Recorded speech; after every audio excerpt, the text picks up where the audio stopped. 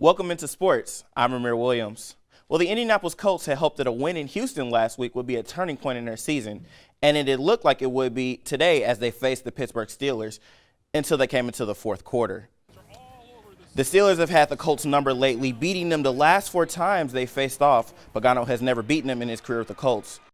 With Vontae Davis gone, Pierre Desir and cornerback Ben Roethlisberger test him early, and he makes him pay for it as Desir picks it off, and it's the end of a scoreless first quarter. Second quarter, Jacoby Brissett dials up the deep ball and finds Dante Moncrief for a 60-yard touchdown as the Colts go up 7-zip, and it's 10-3 Indy at the break. First possession of the second half, Brissett with another long connection. This to Chester Rogers, the second-year man out of Grambling State, for a 61-yard touchdown. His first touchdown in the NFL. The Colts go on top 17-3. But here come the Steelers.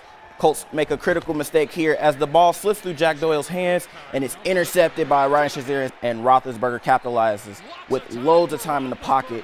He tucks it up to Vance McDonald as he's open in the end zone for a 7-yard touchdown.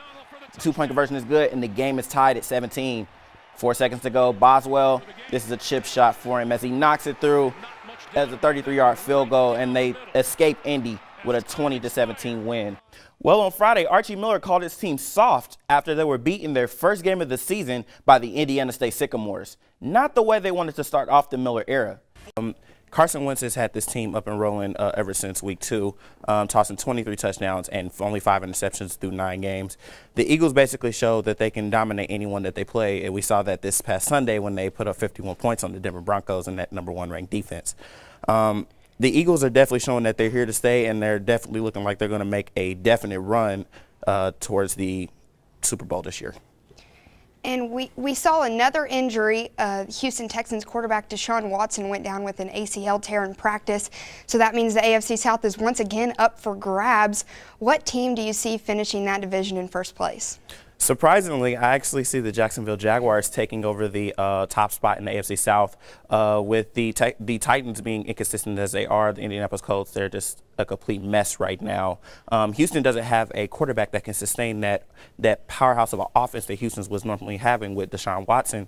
I think Blake Bortles and that massive Jacksonville defense is definitely going to swoop in and take the AFC South title this year. And all 4 of their star receivers going down, it's pretty obvious that they don't have a receiver for Manning to throw to, so it's going to be kind of interesting to see what McAdoo's going to do with that offense. There's a new force in the NFL that's taking the league by storm, and the name is the Kansas City Chiefs. The Chiefs started off the season in a stunning fashion, knocking off the New England Patriots, and they've been rolling ever since. They didn't miss a beat in Monday night's game in Arrowhead Stadium, knocking off the Redskins 29-20 to move to 4-0 on the season. They'll bring that undefeated record into Houston next week as they face off against J.J. Watt and the Houston Texans on Sunday Night Football. It's going to be able to go ahead and slow them down. I think Green Bay is just going to roll. They're going to run the table this season. I think they're going to go ahead and secure that berth. Normally with the Falcons, you always expect for them to be a high-powered offensive team, but dropping their last 3 of their 4 games, what's going on with Matt Ryan in that offense?